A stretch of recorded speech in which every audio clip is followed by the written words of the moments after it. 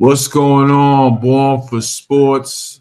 Another week and another loss for the New York Giants. They lose 34-7 and now drop to 2-13 on the season.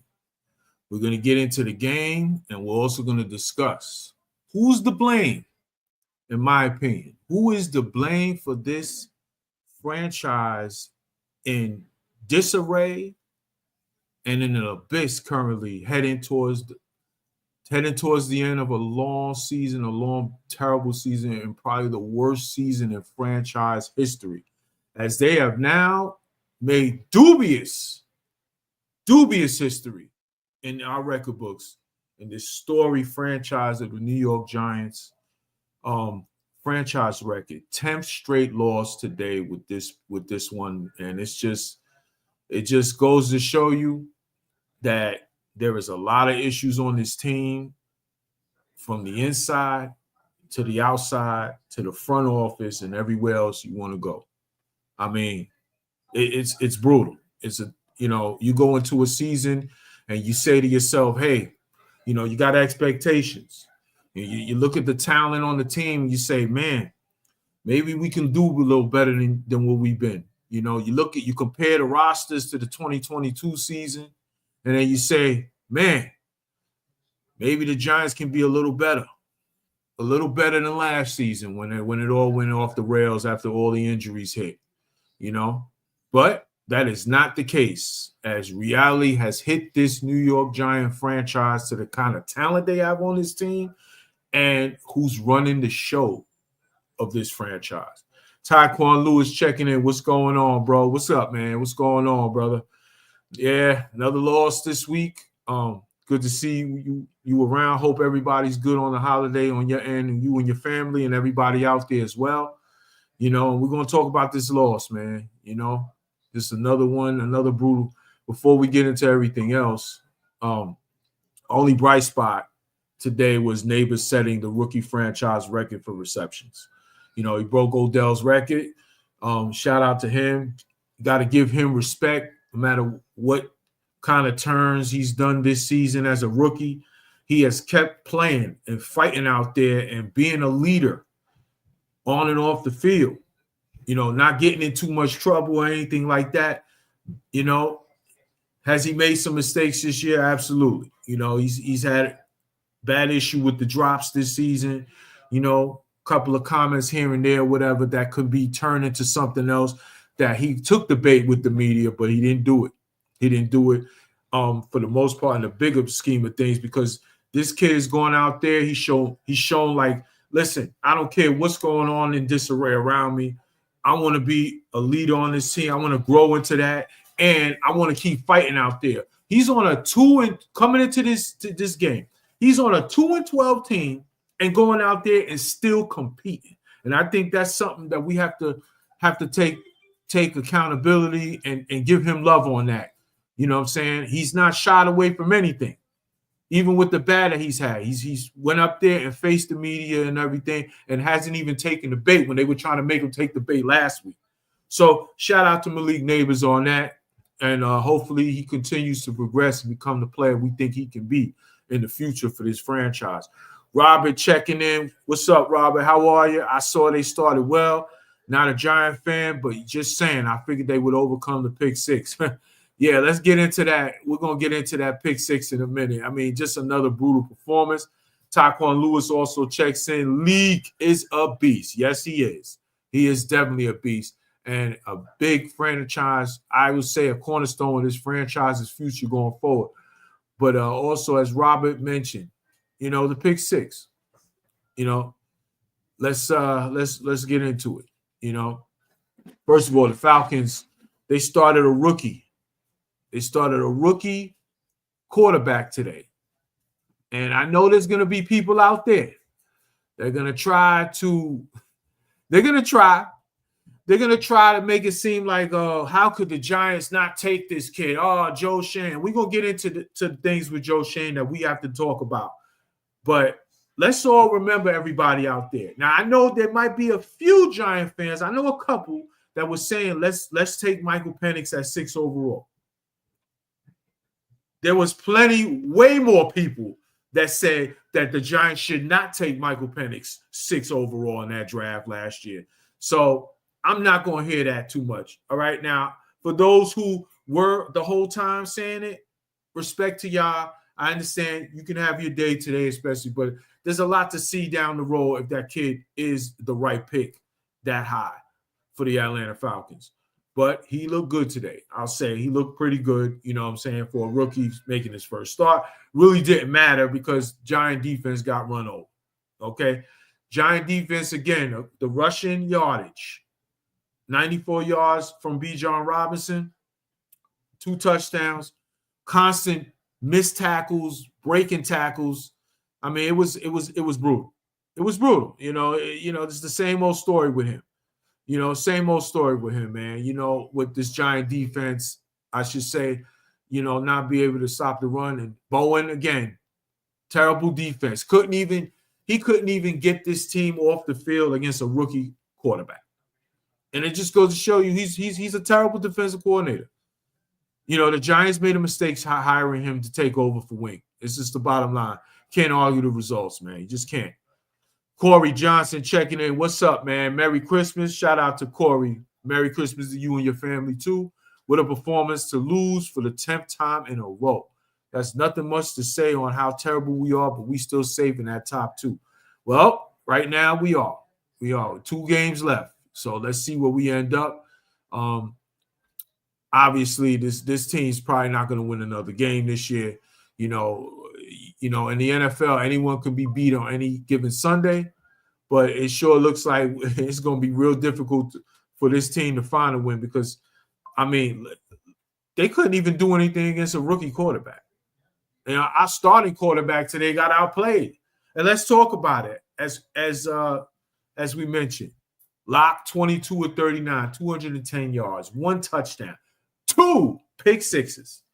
I mean, the pick six changed the game in this game today. The first one, I should say. Giants got off to a 7-0 lead.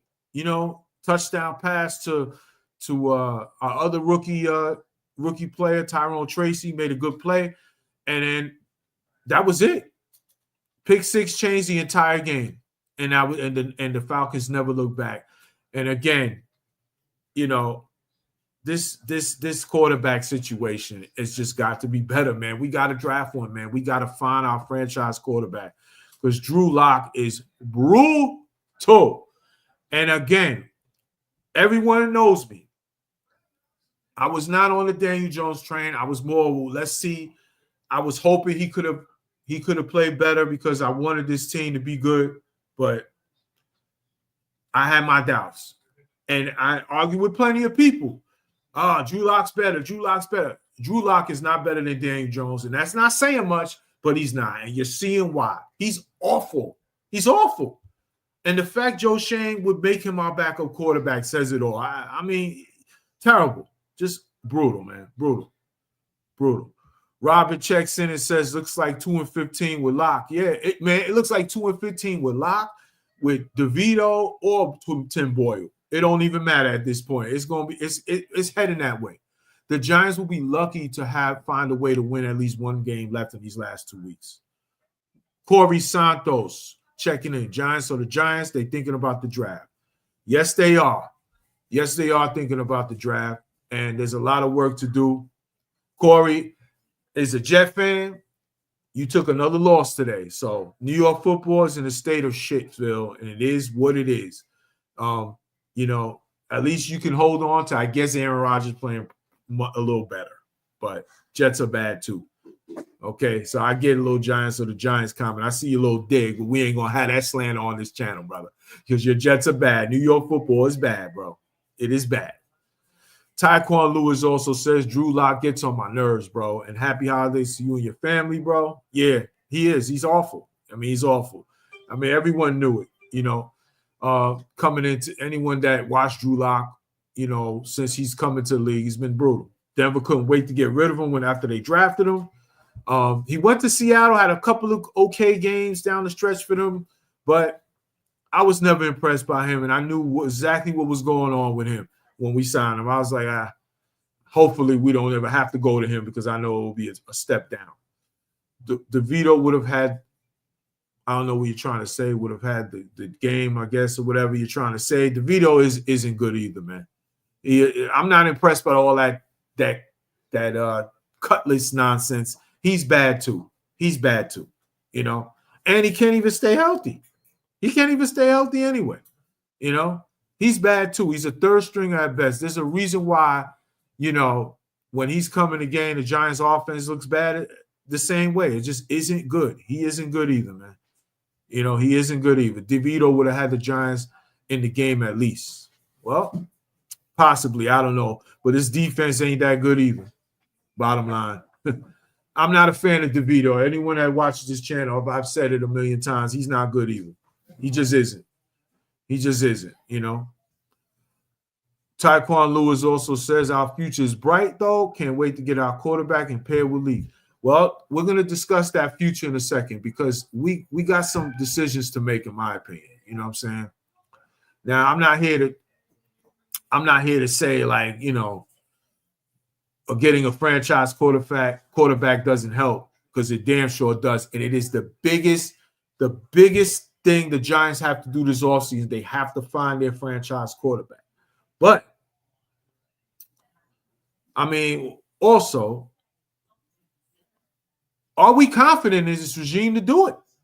And are we confident in this regime to go out there and build around this young quarterback that we're going to most likely draft and put him in the right position? Put him in the right position to succeed in the future for this franchise.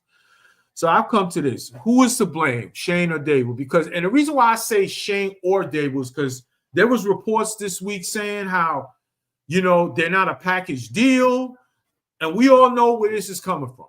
It's coming from John Mara and the Giant brass, okay? They're already trying to plant the seeds like, yes, we know we're terrible, but, you know, we're kind of comfortable with Joe Shane, and we don't want to really break this up.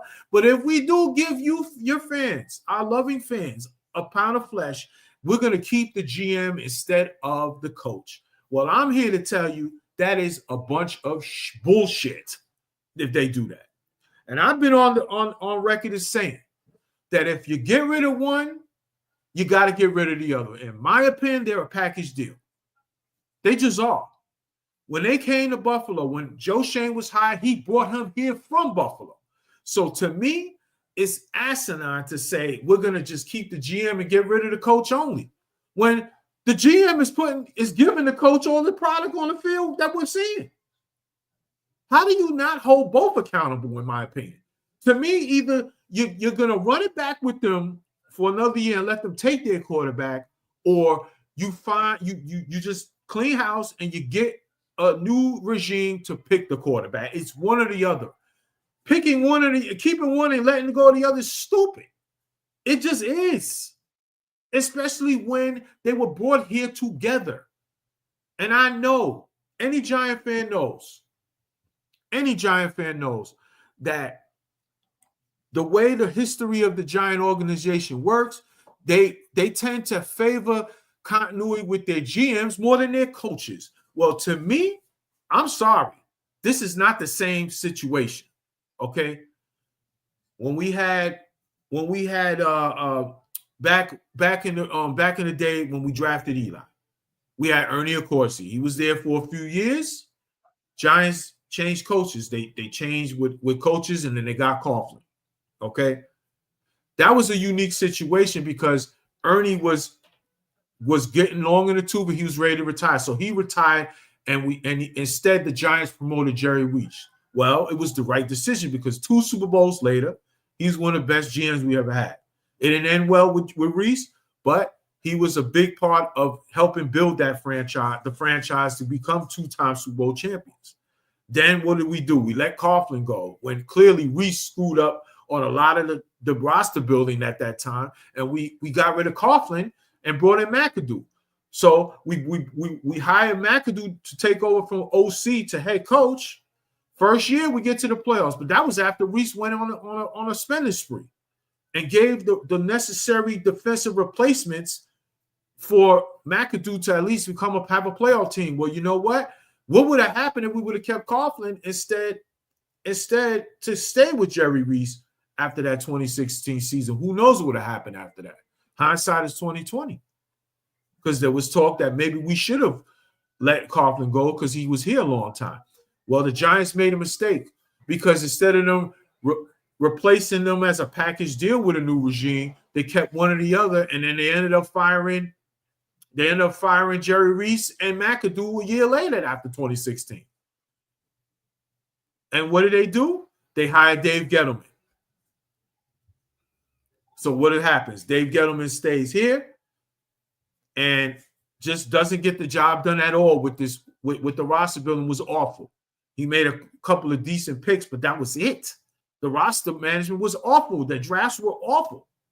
Okay, so what do? He fires Shermer. Then they allow him to pick another coach. They hire Joe Judge. And what happened? It all ended up going south from there, and it was brutal. So what happened? They let Gettleman retire, and they brought in Dable and Shane together. So if you're going to do that, they got to leave together. You can't keep one or the other. That's ridiculous, man. That's ridiculous. Let's check it back in on the chat. What are y'all thoughts about that? Let's see. Tyquan Lewis checks in. To be honest, I believe Dable is gone. I believe it too, because they're planting the seeds, man. They're planting the seeds. They're going to their little writers that they like to throw it out there to prepare us for that. And that to me is ridiculous, as I mentioned why, man. It's just ridiculous. You got to have this a package deal.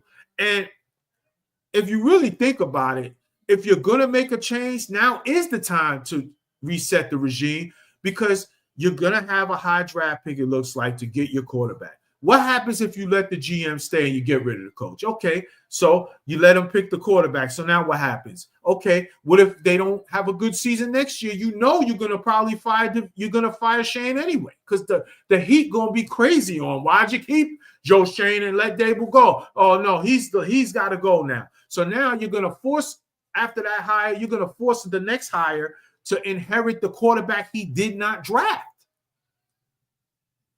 You're going to force the next hire to inherit a roster he did not build. So then what?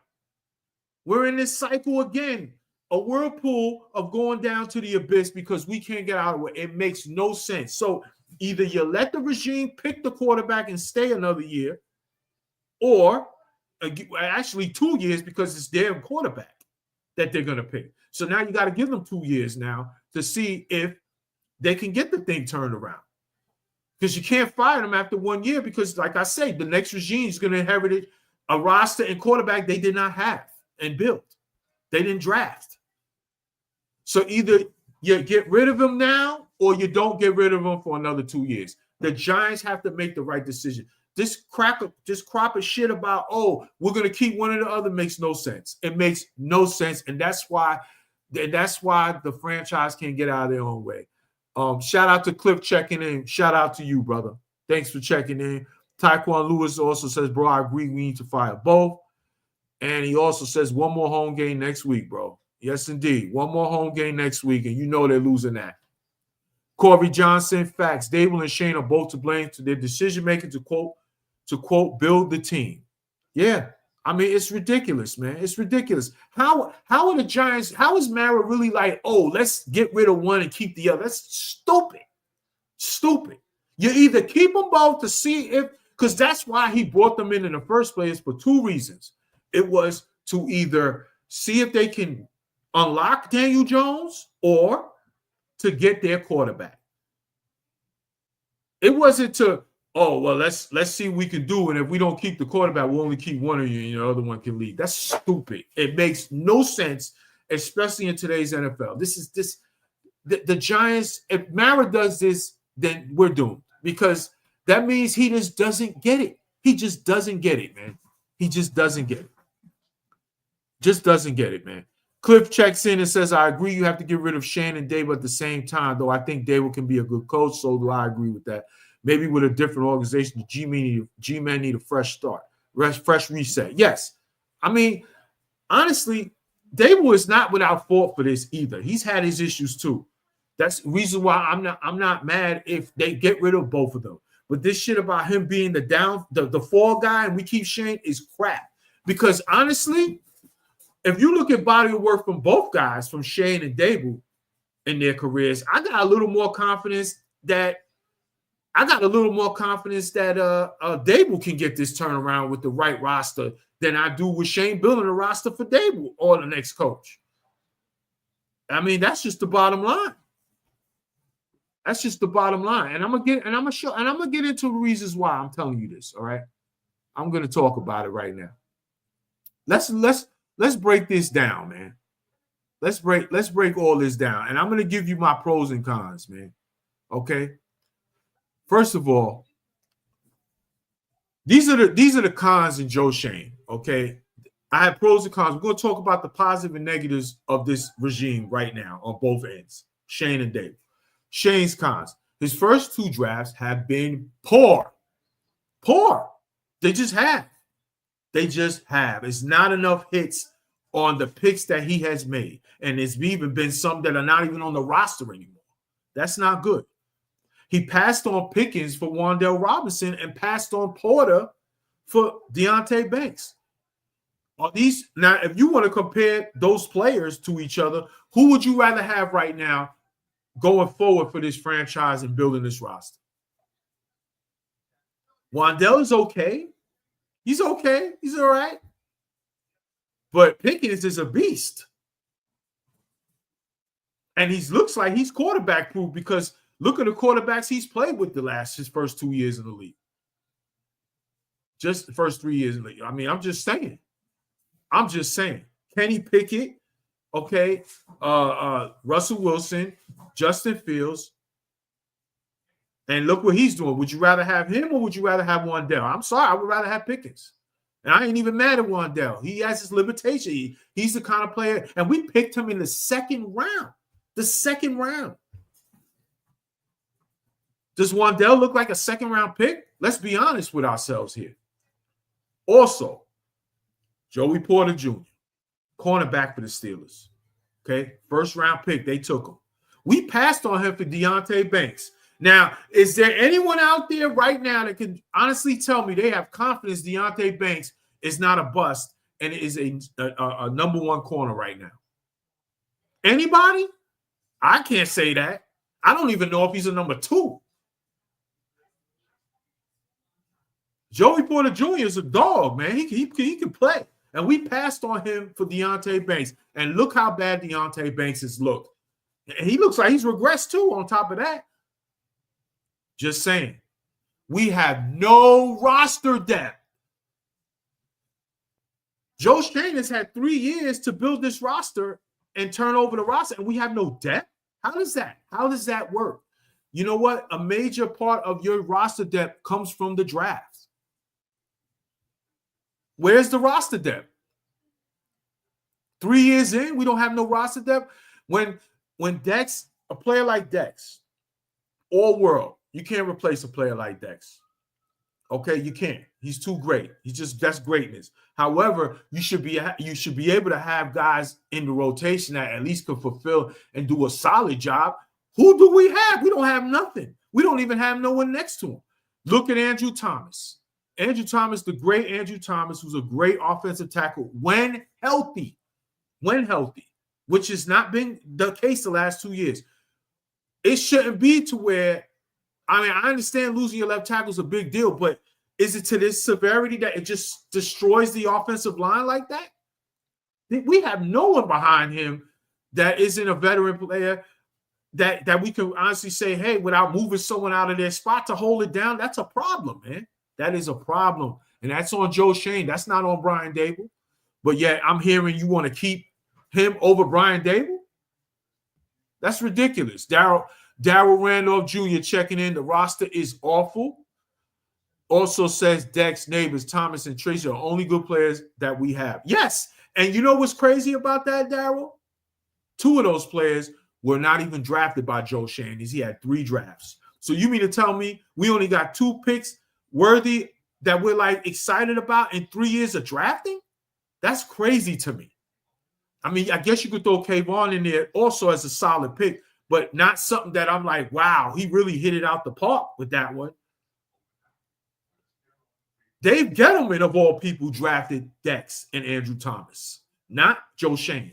That's on the GM. So I don't understand how we're talking about, oh, we're gonna keep Joe Schoen and most likely we'll let Dave go. That's crap to me. That's a bunch of crap. Okay. And let's go to just step by step. Okay. Let's just go to step by step route of his drafts. Okay. 2022 draft class. This is what we took. And I wanted someone to tell me who's comfortable with this right now in the third year since. Kayvon Thibodeau. All right. Solid pick. I believe he could develop into a good player, and he is a good player. But after that, Evan Neal, bust. Wandell, right? Azudu is trash. He's trash. Fly, as much as I like Fly, he hasn't looked great. Is he a starting corner? I don't know.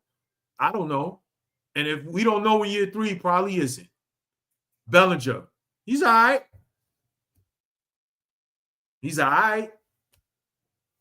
Belton, he can't tackle me. And if he doesn't get an interception, he's worthless. He does nothing.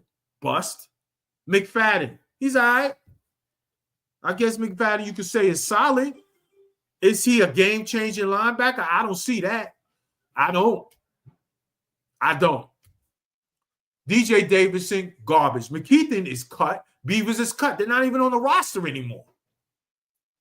So out of all those players in that draft class, who is a keeper? Kayvon and maybe one. That's it. That is it. That's bad, man. 1, 2, 3, 4, 5, 6, 7, 8, 9, 10, 11 draft picks, and only 2 of them in that class is on the roster you could say is okay. That's on Joe Schoen. That's not on Brian Dable. That's not. Let's go to the 2023 draft class. Let's go to that. Deonte Banks. He's looking like a bust. I'm sorry. He does. He looks bad. He's regressed horribly. I don't even know if he's damn sure not a number 1. And we drafted him first round to be 1. And we don't even know if he can be a number 2. John Michael Smith, starting center. Has he really taken a step that we're like, yeah, we got our center? He's hurt a lot, and he gets pushed back a lot. He hasn't looked good. He's been average at best. That is a second-round pick. I'm sorry, it's not looking good. Hyatt, who I believe in, can't get on the field. Why? We'll get into that. Maybe that's a Brian Dable situation. That's a problem for me. We'll get into that with Dable. But Hyatt, to this point, has not shown he is a part of the future. Gray, give me a break. He sucks. Guy has a fumbling problem. He sucks. He'll probably be cut after the season. Hawkins, he's had one good game in his career that isn't on the preseason or in training camp, and he's hurt again. Bust. He hasn't done nothing. Can you say he's a starter on this team? I can't. Jordan Riley, what happened to him? Hasn't developed. He hasn't been good either this year. They tried to use him next to Dex. That failed. And Gerald Owens is cut. So out of all those players on that draft class, who is the guy that you could say, all right, we got somebody to build with in the future? Who could tell me? I can't. Who? Maybe Hyatt? Maybe. Not definite, so I can't use him. That is on Joe Schoen. It is what it is. Y'all know when y'all come to this channel, I'm going to always bring the real. Always. Because I'm about the results. No matter how I feel, if I'm a fan of a player, if I'm a fan of the team, which this team that I love dearly, but I'm going to keep it 100. It isn't good. And I wanted this regime to succeed. I believed in them coming into this season, but I can't ignore the results. I can't, and I refuse to. Darryl also says Joe Schoen has too big of an ego and believes he's a great GM, but he's delusional. His whatever it is with his ego, with the decisions he's made, you got to back it up with the results, man. Okay, I respect the fact that he made the calls on McKinney and Saquon. I get it. You got to make those decisions sometimes. But your drafts better be good and your replacements better be good. And building this roster has not been good. It just is what it is. TP Way the Giant checking in. What's good, yo? What's good, baby? That's my guy. Anyone out there, go subscribe to my guy, TP Way the Giants channel, man. One of the best Giant fans and content creators out here. My fellow NYG lieutenant brother. He also says Hyatt has been on the field. Unfortunately, he isn't being utilized. Yeah, now he has. And remember, and I would love to know the snap count too, bro, because we've been talking about this all season. Even when he's on the field, it's limited snaps, limited. Even when Slayton was hurt a couple of times or missed the games, whatever the case. But yes, Hyatt has been on the field, and he's not even being utilized either. Not enough, at least, at all. I would love to look at the snap count. I'll be checking on that later. I'll give an update on that later about the snap counts that he's had in each game this year. I mean, it just isn't good. And that's on Brian Dable as well. That is on Brian Dable. To me, that is one of the biggest issues I have with Brian Dable. Okay? Because there's no way you can tell me that this kid in Tennessee University, a Biletnikoff winner, okay, cannot be good enough to be on the field on this team as a third-round pick. A third-round pick, and we can't get him on the field snaps. Why? Why? Tell you the truth, I'd rather see him, and I've said this a lot of times this season. And, some Giant fans might not agree because there's some fans that like Slayton. I got kind of I'm iffy with Slayton for years since he's been a Giant, okay? All right, he's all right. I'm not overrating him like some Giant fans might. To me, the ceiling with Hyatt is a little higher, and I would like to see if we can actually try to develop his ceiling. Oh, what a concept. This regime seems to not get it. They seem to not get it, and it's driving me crazy with that. And because of that, that's a strike on the regime and also on Joe Shane, because why did you pick him in the third round and at such a high equity pick if you're not even going to use him or give the kid a chance? Which is it? Both can't be true. You can't like him and then not use him. What kind of BS is that? That's ridiculous to me. Ridiculous. Okay. Let's go to Joe Shane's free agent signings in his tenure in 2022. Seal Jones, Tyrod Taylor, Feliciano, C.J. Board, Jamil Douglas, Matt Breida, Jihad Ward. Look, 2022, we were strapped for cash. So I'm not going to hold it against them too much because we didn't have a lot of cash because of the cap situation that Dave Gettleman left us. So I won't kill him on this one. So he had a little fillers here and there. Okay. Tyrod Taylor's probably was the best one. Feliciano, he's not here no more. Went out and got better with the Niners for a couple years. Matt Breida. So we'll leave that alone. But of course, that ain't good. That ain't good, man. Now let's go to the 2023 free agency class. Now, all the talk. They re-signed Daniel Jones to a 4-year deal with an opt-out of 2 years, whatever. And they tagged Saquon. Now, let's look at the other stuff. Alshon Robinson, Hassanar, the offensive line, Jihad Ward, Bobby McCain, the safety, Orua, whatever his name is, corner from Detroit Lions, and Jamison Crowder, wide receiver. Now, you tell me what is there? What was there here? And we had money to spend. We ain't do much. Alshon Robinson was all right. Jihad Ward, he didn't have a good season last year. That's why he's not on this team no more. Good for the locker room, but not the player you want in rotation to be a major contributor on a defense for you. Bobby McCain, he was awful. He got cut. Who's on this team from that free agency signing you could say going forward is with the franchise and for the future? None. That's on who? Joe Shane. That's on Joe Shane. Those are the moves he made. Okay? Tyrod Taylor was probably was the best free agent, one of the best free agents in those 2-year period that he signed. That's it. Okay? Now let's go to the pros for Joe Schoen, because I'm a fair guy. I'm a fair Giant fan. I always call things the way I see it, down the middle. These are the pros for Joe Schoen. His 2024 draft class looks good. Okay. Neighbors, Newman, Phillips, Theo Johnson, Tracy. Hey, they look like they're gonna be good players. And I think that's basically saved his ass so far to this point, was the 2024 draft class. That's all we got in 3 years. This is all we have. What does that tell you? What does that tell you? It ain't good. That's what it tells you. Okay, because if you get 3 drafts and this is your best draft class, and we're sitting here at 2-13 because your other 2 draft classes have been shit, that's on the GM. That is not on Brian Daboll. And I know fans don't like Brian Daboll. We're gonna get into the reason why he has his issues with this, with the problem with this team too. But yeah, that's a big deal. That's a big deal.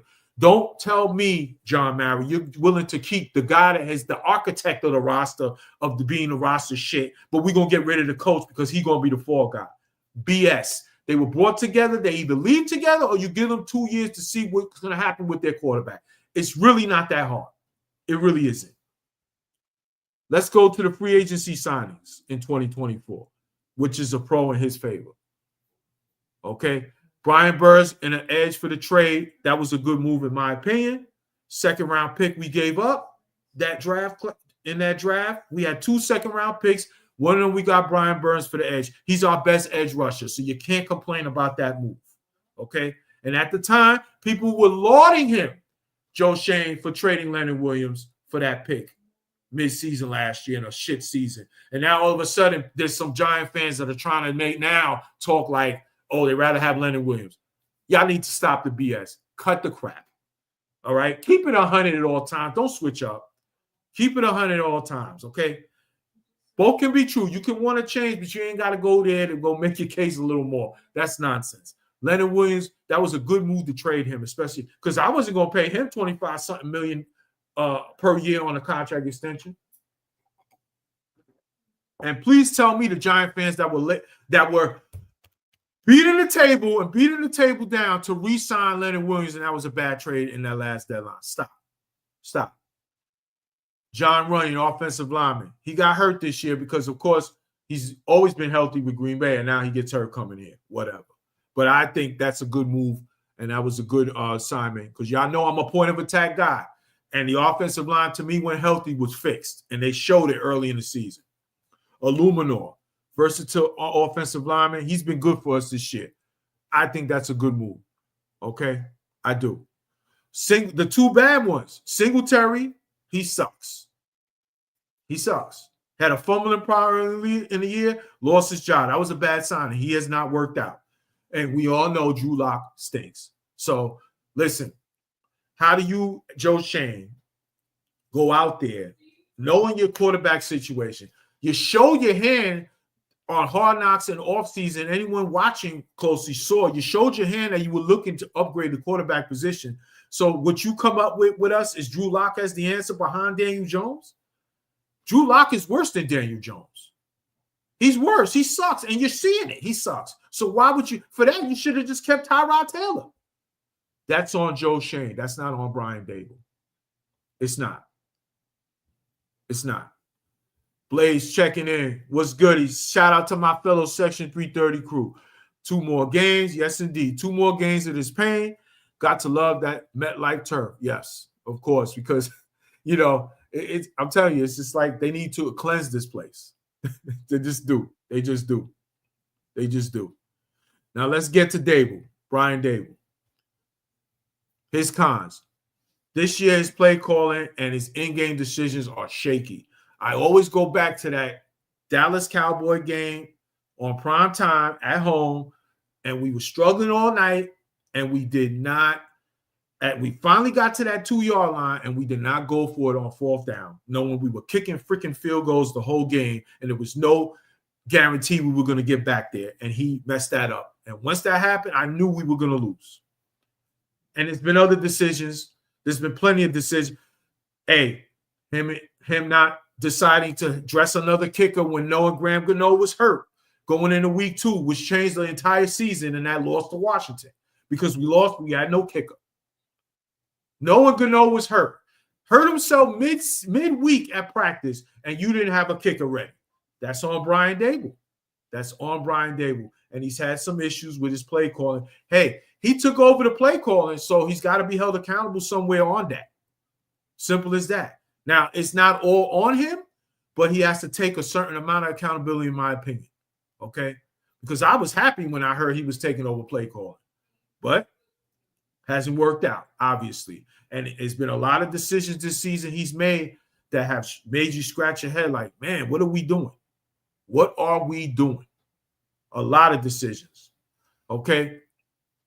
Also, he picked Bowen as his defensive coordinator with the Wink issues that he had last year.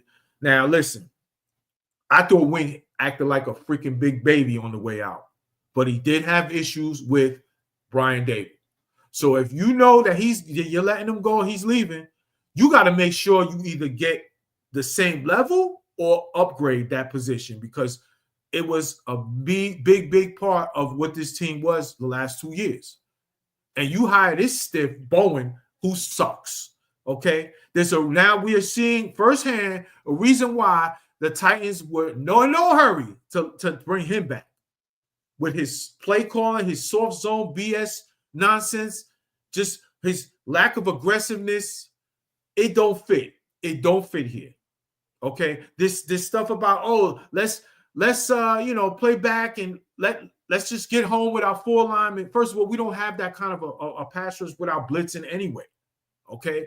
And in some games we have had the blitz work. It worked. We were leading the league in sacks at a few games this season, most of the season. And all of a sudden we go back to this. We're going to lay back and let the receivers catch the ball, and we'll run to the ball and just make sure nothing gets over our head. Bullshit. That shit is trash. Get that weak sauce out of here. Okay? He was brought here to stop the run. Have we stopped the run this year? We haven't. Okay? That's on Joe Shane not having the right personnel to help with that, but also the coach he hasn't gotten the job done.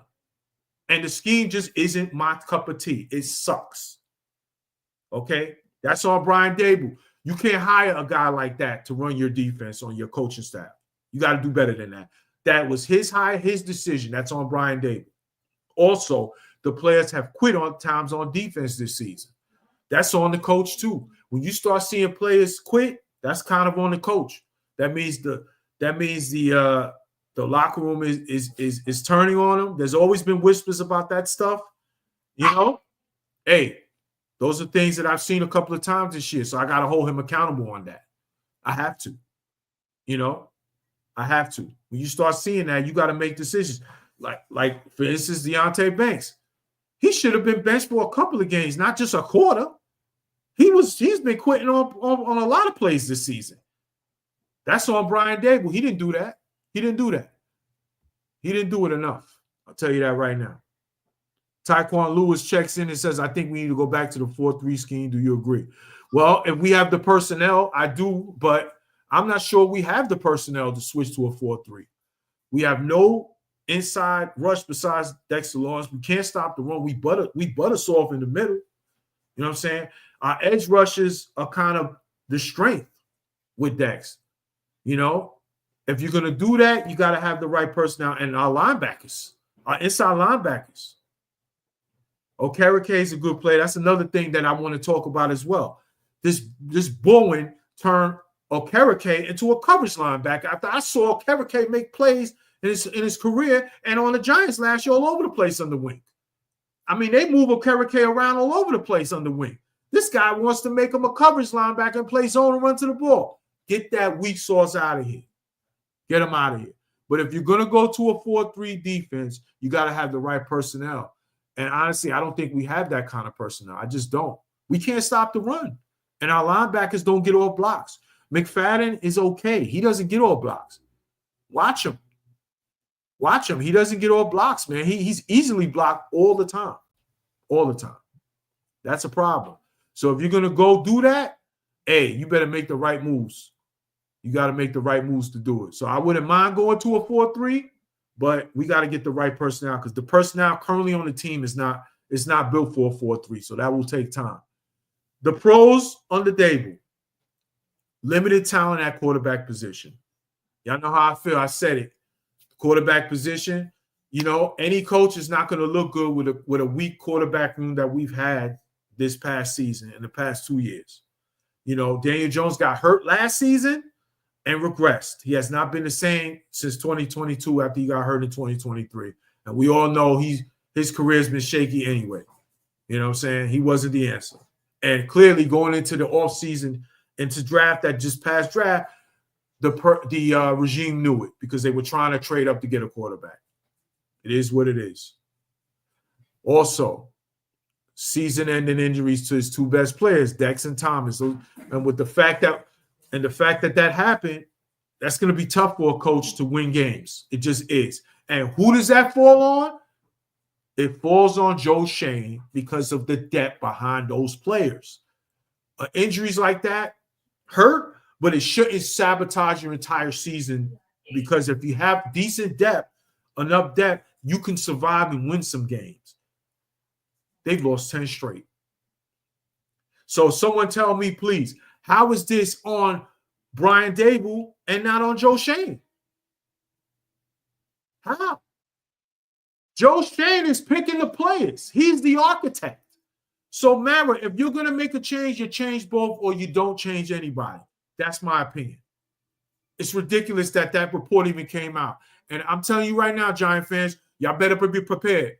Be prepared for Brian Daboll to be the fall guy to this. And it's a damn shame because, to me, I'm ready to make a change.